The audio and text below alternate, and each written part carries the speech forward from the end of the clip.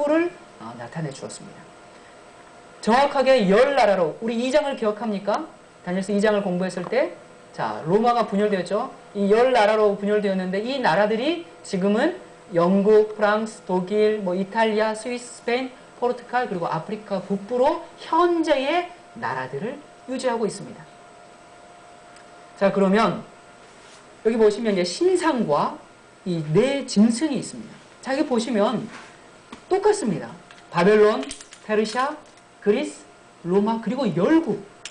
이 똑같은 유언을 도대체 왜 주었을까? 그런데 다니엘서 7장에는 다니엘서 2장에 나오지 않는 또 하나의 세력이 나옵니다. 그것이 바로 작은 뿔입니다. 이 작은 뿔이 누구냐를 아는 것은 우리의 현재와 미래의 운명까지 좌지우지할 수 있는 아주 매우 중요한 연구가 되도록 하겠습니다. 다니엘서 7장 8절에 보면요. 내가 그 뿔을 유심히 보는 중 다른 작은 뿔이 그 사이에서 나더니 먼저 뿔 중에 셋이 그 앞에 뿌리까지 뽑혔으며 이 작은 뿔에는 사람의 눈 같은 눈이 있고 또 입이 있어 큰 말을 하였느니라. 보니까 이 작은 뿔이, 말은 작은 뿔인데 굉장히 심상치 않은 뿔 하나가 나타났습니다. 자, 다니엘서 7장 19절부터 21절 계속 읽도록 하겠습니다. 넷째 짐승의 머리에는 10뿔이 있고 그 외에 또 다른 뿔이 나오매 새 뿔이 그 앞에서 빠졌고 그 뿔에는 눈도 있고 큰 말하는 입도 있고 그 모양이 동류보다 강하여 보이는 것이라. 내가 본즉 이 뿔이 성도들로 더불어 싸워 이겼다. 자, 지금 계속 작은 뿔의 특징을 우리가 살펴보고 있는데요. 이 뿔이 지금 누구와 싸운다고요? 누구와? 성도, 하나님의 백성들을 공격하고 있습니다. 자, 성도들과 싸우는 것을 보니까 이 작은 뿔은 누굽니까? 분명히 용의 후손이 맞습니다. 자, 이어서 다니엘서 7장 24절부터 26절. 그 10뿔은 이 나라에서 일어날 10왕이요. 그 후에 또 하나가 일어나리니 그는 먼저 있던 자들과 다르고 또 새 왕을 복종시킬 것이며 그가 장차 말로 지극히 높으신 자를 대적하며 또 지극히 높으신 자의 성도를 괴롭게 할 것이며 그가 또 때와 법을 변개코자 할 것이며 성도는 그의 손에 붙임 바 되어 한 때와 두 때와 반 때를 지내리라. 그러나 심판이 시작된 즉 그는 권세를 빼앗기고 끝까지 멸망할 것이요 라고 이야기합니다. 자, 그러면 지금까지 우리가 다니엘서 7장의 작은 뿔에 대해서 쭉 설명이 있었는데요. 이것을 조금 정리를 한번 해보도록 하겠습니다. 첫 번째 보니까 넷째 짐승인 로마가 먼저 10뿔이 나온 이후에 그 다음에 작은 뿔이 나온다고 했으니까 로마가 10뿔로 10나라로 나누인 직후에 나옵니다. 그리고 일어나는 장소는 서부 유럽이 되겠습니다. 그리고 작은 뿔은 국가적인 형태를 지니고 있고 그리고 작은 뿔이 나올 때 그 앞에 있던 새 뿔이 그 앞에서 뽑혀져 버립니다. 그리고 작은 뿔은 동류보다도 강합니다. 그리고 특이한 점은 종교를 지배하는 세력입니다. 그리고 말로 하나님을 대적하고요. 그리고 하나님의 백성을 핍박합니다. 그리고 그는 한때, 두때, 반때 동안 존재합니다. 그리고 그의 중심적인 활동은 하나님의 때와 법을 변경한다고 이렇게 다니엘서 7장에 설명이 되어 있습니다. 자, 그러면 과연 역사 속에서 어떤 세력이 바로 이 작은 뿔이었을까? 이 세력을 찾아내면 이 10가지를 다 설명할 수 있어야 됩니다. 그냥 아무나 잡고 너 작은 뿔이다 그렇게 할 수가 없는 것입니다. 여기서 말한 이 10가지가 한 가지라도 빗나가면 안 됩니다. 자, 그러면 과연 누구일까? 이 10가지 조건을 모두 충족시키는 존재가 역사 가운데 있었을까? 자, 우리 한번 다시 풀어보도록 하겠습니다. 먼저 우리가 십자가를 중심으로 이스라엘 하나님의 선민들이 있었습니다. 그런데 그 선민들을 바벨론, 페르시아, 그리스, 로마 제국들이 하나님의 백성들을 공격했습니다. 자, 그리고 지금은 열국시대, 이 여자, 신약, 교회 시대가 되고 있습니다. 자, 이 시대에 로마 이후에 여전히 하나님의 교회를 핍박하고 지금은 마치 모든 핍박이 다 멈춘 것 같아요. 자, 그러나 여전히 과거 어느 때보다도 하나님의 백성들을 공격하고 핍박하는 세력은 점점 더 커져서 우리를 거의 장악하고 지배하는 시대에 우리가 살고 있습니다. 자, 그러면 로마에서 분열된 열국시대 이후에 아주 작은 뿔처럼 조그맣게 시작해서 점점 힘이 커지다니 드디어 온 세상을 지배하는 세력이 누구냐? 우리는 그것을 찾아내야 합니다. 그 세력이 너무나 강해서 우리가 그 공격을 받고 있으면서도 받고 있는지조차를 망각해버리는 그 정도로 파워풀하게 하나님의 백성들을 이미 잡아먹고 있는 그 작은 뿔의 세력이 도대체 누구인가? 자, 첫 번째, 우리 10가지 이 조건들을 우리가 조금 더 이제 자세하게 살펴보도록 하겠습니다. 일어나는 시기가 넷째 짐승인 로마가 10뿔로 나누인 직후라고 했습니다. 자, 로마는 바벨론, 페르시아, 이젠 다 외웠죠? 그 다음, 네, 이집트, 또 그리스, 이런 종교들이 들어와서 이 로마에 이제 이런 그 여러 가지 그 이방 종교들이 다 전파되고 있었습니다. 이 모든 동방의 종교들이 한 AD 300년경부터 하나의 형태로 이렇게 다 이제 융합돼서 발전했는데 그것이 바로 태양신 종교였습니다. 로마의 콘스탄틴 황제가 AD 321년에 태양의 날을 섬기기 위해서 Sunday Law, 다시 말하면 일요일 휴업법을 제정했습니다. 태양신 종교가 로마의 가장 중요한 종교가 되었음을 우리가 그러한 역사를 통해서 확인할 수가 있습니다. 로마 제국은 망했지만 로마 종교는 흔들리지 않았습니다. 이 태양신 종교는 기독교의 탈을 쓰고 들어와서 새로운 기독교를 만들면서 교회를 타락시켰습니다. 그렇다면 이 태양신 종교가 도대체 어떤 기독교 단체 안으로 들어와서 1000년 이상을 지배했을까? 오늘 우리는 그 비밀을 풀 것입니다. 자, 두 번째, 서부 유럽에서 이 작은 뿔이 일어납니다. 로마 제국 분열 이후에 로마 제국이 자리 잡고 있던 바로 그 서부 유럽에서 일어나야 합니다. 좀 더 구체적으로 얘기하면 그 로마 제국의 심장부인 이태리 반도에서 일어나야 합니다. 자, 그리고 세 번째 보면요, 국가적인 형태를 가지고 있다라고 했습니다. 다니엘서 7장에 보면 10뿔은 10왕이요, 왕이라고 한 다음에 그 후에 또 하나가 일어나리니 했으니까 왕이겠죠. 그는 먼저 있던 자들과 다르고 새 왕을 복종시킨다 했습니다. 자, 그리고 다니엘서 7장 8절에 보면 이 작은 뿔은 사람의 눈 같은 눈이 있고 입이 있고 큰 말을 한다고 했습니다. 자, 10뿔은 10왕이고 왕을 또 복종시킨다고 했기 때문에 작은 뿔도 왕권과 같은 중앙 집권적인 조직을 가지고 있어야 합니다. 그리고 또 한 사람이 조직의 지도자로 군림하는 그런 군주국가의 모습을 작은 뿔이 가지고 있다고 이야기합니다. 자, 그러면 역사는 뭐라고 얘기하는지 우리가 좀 몇 가지 살펴보도록 하겠습니다. 정치적 로마의 폐허로부터 거대한 형태의 로마 교회인 도덕적 대제국이 일어났다. 자, 그러고 보니까 로마 제국이 망하고 거기서 어떤 도덕적인 대제국이 일어났는데 그걸 로마 교회라고 표현했습니다. 자, 어떤 교회인가? 자, 이 세계사에 보면 서로마의 황제가 없어진 후에 로마 사람들은 교회를 중심으로 하는 정치 조직을 유일한 보니까 정치 조직이 교회를 중심하는 조직이 나오는 것입니다. 로마 주교를 전 카톨릭 교회에, 그러니까 저는 모든 카톨릭 교회의 교황으로 섬기게 되었으며 사실상 교황 레오는 훈족 아틸라의 로마 침입을 막아내고 대교황 그레고리는 롬바르도족의 침입을 막으면서 실제로 로마 국왕의 일을 맡아보았다. 자, 로마 제국의 국왕의 일을 누가 맡았다고요? 로마 교황이. 자, 더 보도록 하겠습니다. 로마 교회는 세계 제국인 로마의 자리로 비밀리에 밀치고 들어왔는데 이는 로마 제국의 실제적인 영속이다. 제국은 망한 것이 아니라 단지 변형된 것에 불과하다. 여러분, 칼바르테 스승이었던 이 아놀 하락은 19세기의 가장 유명한 교회사학자입니다. 그리고 그는 루터계 신학자인데 그는 뭐라고 얘기했습니까? 로마 제국이 멸망한 게 아니라 다른 옷을 입고 나왔다고 했습니다. 누구 옷을? 로마 제국이 멸망한 게 아니라 로마 교회라는 카톨릭이라는 변형된 옷을 입고 여전히 지배하게 되었다라고 이야기합니다. 자, 여기 중앙일보 신문을 좀 볼까요? 서양 중세의 카톨릭 교회는 바로 세 개였다. 네, 카톨릭 교회가 세 개였습니다. 로마 교황청은 세계 전부였으며 교황은 서유럽 전체 국가들의 왕이었다. 특히 13세기 들어 교회의 권한은 그 절정에 달았다. 교회의 권한은 세속에까지 확대되어 교회가 모든 것을 결정하기에 이르렀다. 자, 여기 보시면 로마 교황청이 뭐였다고요? 세계 정부. 참 이거 우리가 많이 듣는 얘기죠. 세계 정부의 중심이 누구라고요? 교황권이라고 이야기하고 있습니다. 세계 정부의 중심이 교황권인 것은 과거에도 그랬고 오늘날도 그렇고 미래도 그럴 것입니다.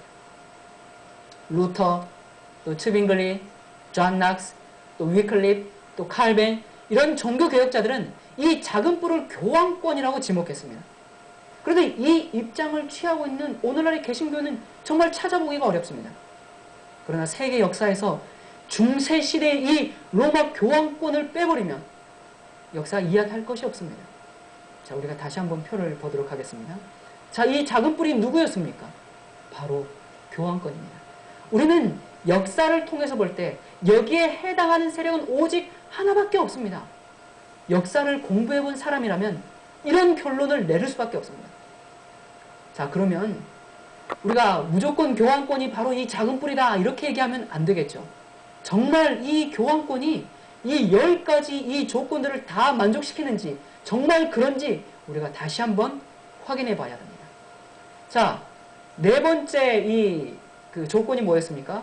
이 네 번째 작은 뿔이 일어날 때 생기는 일이 그 앞에 있던 새 뿔을 뽑아버리는 일이 있다라고 얘기합니다. 자, 여러분 이 서로마 제국 안에 교리적인 대립이 있었습니다. 아타나시스파하고 또 아리우스파 이 두 파가 있었죠. 그런데 교황은 이 아타나시우스파를 아주 지지하고 있었습니다. 그런데 이 나머지 세 종족은 아리우스파를 지지하면서 교황에게 적대적인 세력으로 남아 있었습니다. 그 세 나라가 누구냐?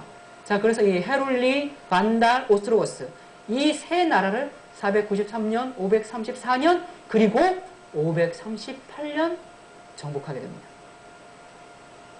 여러분, 이 초대교회 사도들이 지도하던 이 초대교회가 이 천주교회로 변화되어 가는 과정은 하루아침에 일어나는 것이 아닙니다.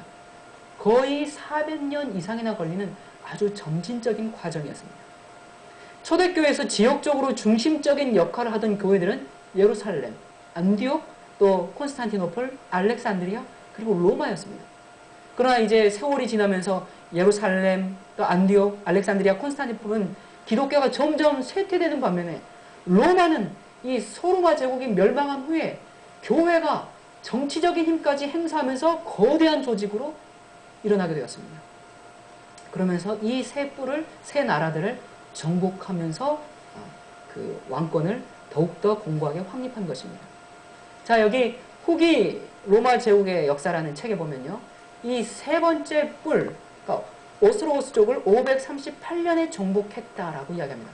그러면서 벨리사리우스 장군은 반단 쪽을 완전히 점령하고 돌아오는 길에 역시 아리안파 교도이면서 로마시를 장악하고 있는 오스트로고스족을 쳤다라고 하면서 오스트로고스족이 538년에 이제 퇴각하고 로마 교회 감독이 바로 그때부터 전 세계의 이제 머리라는, 그러니까 그 전에 533년에 유스티니아스 황제가 로마 교회 감독이 전 세계의 머리다라는 그런 이제 칙령을 내렸었죠.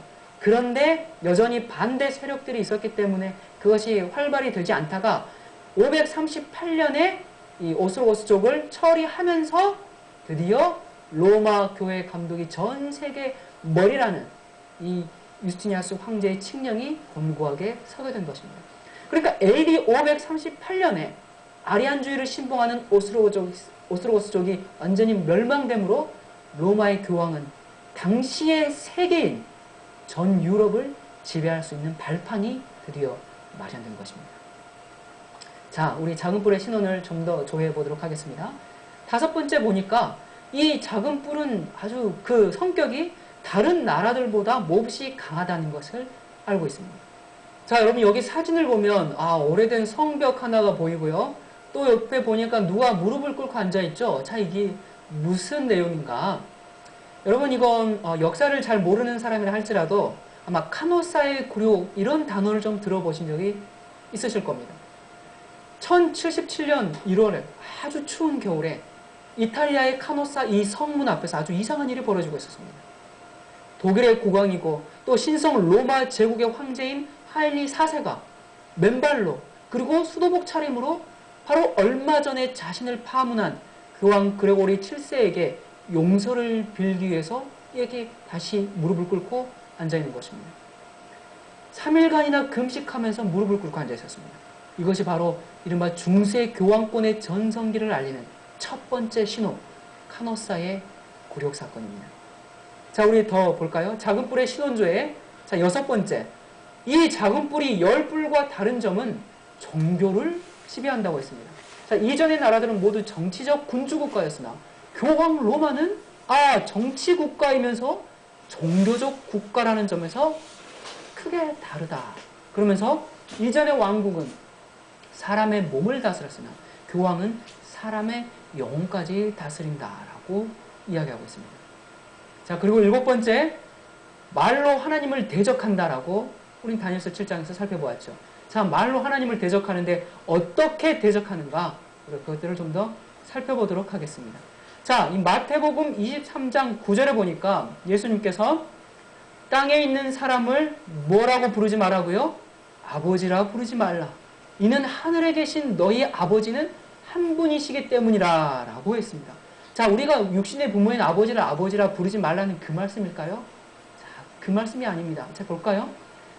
자, 이 위키백과에서 제가 이 교황이라는 단어를 한번 찾아보았어요. 그랬더니 이런 설명이 나오더라고요. 교황이라는 뜻이 뭐냐? 파파. 그래서 파파스, 이게 바로 아버지라는 뜻입니다. 이 교황이 서명할 때 교황의 이름을 쓰고 파파, 아버지라고 쓰고 나는 몇 세. 그러니까 베네딕트, PP, 파파, 그리고 16세 이렇게 서명을 합니다. 이 PP는 파파, 아버지라는 말의 약자죠. 그리고 사람들이 일반적으로 파파를 이제 그 성스러운 아버지, Holy Father 이런 의미로 경칭으로 부릅니다. 예수께서 뭐라고 하셨습니까? 땅에 있는 사람을 너희 아버지라 부르지 말라고 하셨습니다. 예수께서 바로 하나님만이 취하실 수 있는 성스러운 아버지라는 이 명칭을 교황권이 취할 것을 아시고 미리 이렇게 말씀하신 것입니다. 자, 그리고요, 우리 마태복음 24장 4절과 5절에 자, 또 그가 어떻게 참남되게 말로 하나님을 대적했는가? 예수께서 대답하여 가라사대 너희가 사람의 미혹을 받지 않도록 주의하라. 많은 사람이 내 이름으로 와서 나는 그리스도라 하여 많은 사람을 미혹해 하리라. 자, 그러면 여기 천주교에서 나오는 그 자료를 한번 볼까요? 교황은 너무 존엄하고 높기 때문에 단순한 사람이 아니라 하나님이시며 예수 그리스도의 대리자일 뿐만 아니라 육신의 베일 속에 감추어진 누구라?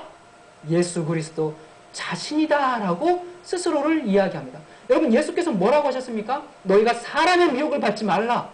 왜? 많은 사람들이 내 이름으로 와서 나는 그리스도라 하면서 사람들을 미혹하게 하겠다고 예수님께서 너무나 확실하게 얘기해 주셨습니다.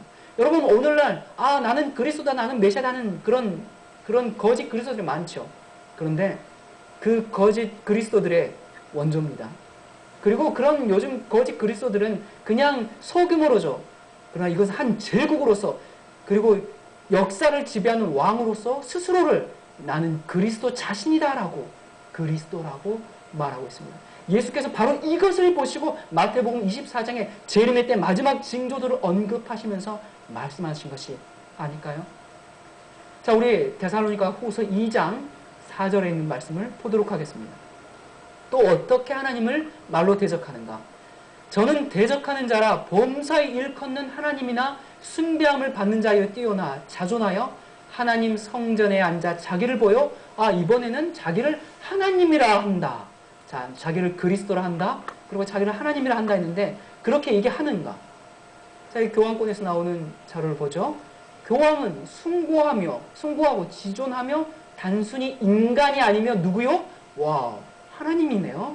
그리고 하나님의 대리자이고 법왕은 거룩한 군주요 지존의 제왕이요 왕 중의 왕이심으로 만일에 천사들이 신앙을 잘못한다면 그들을 심판하고 파문에 처할 수 있다. 이런 걸 가지고 이제 갈수록 태산이라고 하죠. 이제 나는 그리스도다, 나는 하나님이다 뿐만 아니라 나는 하나님이니까